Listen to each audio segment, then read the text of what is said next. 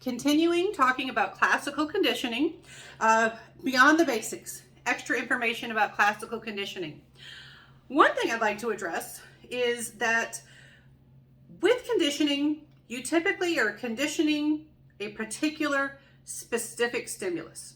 So, like with Pavlov's dogs, there was a particular bell, a particular sound that they wanted the dog to have the response to, to salivate to have that conditioned response to. With the little Albert studies, there was that particular white rat that they wanted him to have a conditioned emotional response to.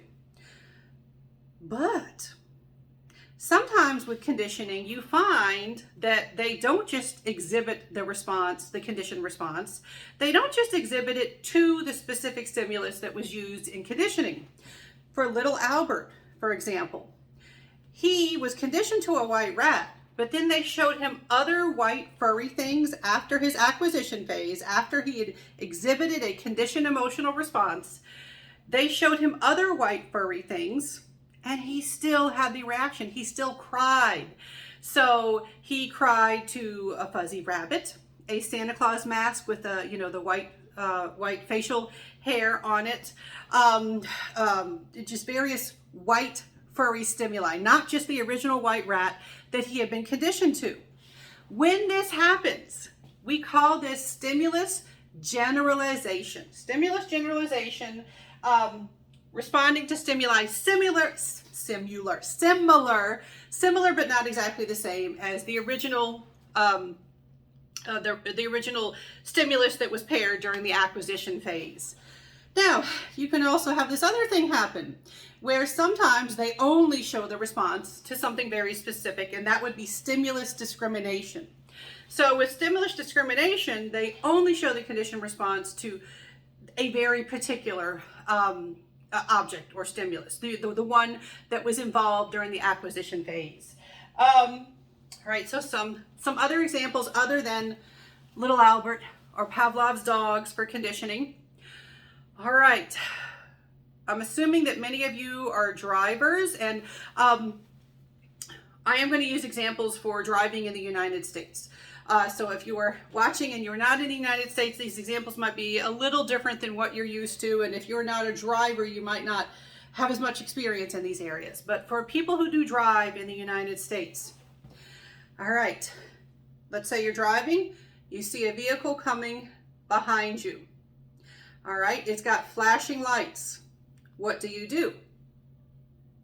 You probably need more information, right? You're like, okay, well, that depends. Is it a police car with blue and red flashing lights? Is it an ambulance with red flashing lights? Is it a tow truck with yellow flashing lights? You probably have different responses depending on which one it is. All right, if it's a police car or an ambulance, you probably pull to the side and let them go by because the law says you have to do that.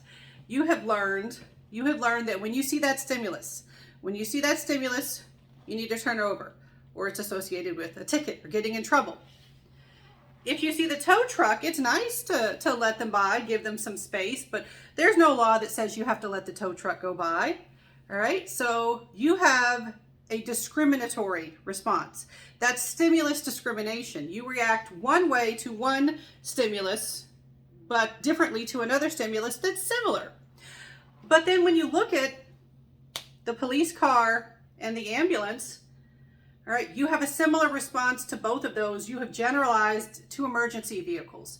You can think of it that way. So with generalization, you respond similarly to similar stimuli. I keep saying similar stimuli. And then with discrimination, you respond distinctively, differently to similar stimuli. All right, so know your difference between generalization and discrimination. And we'll talk more in the next video, more about classical conditioning.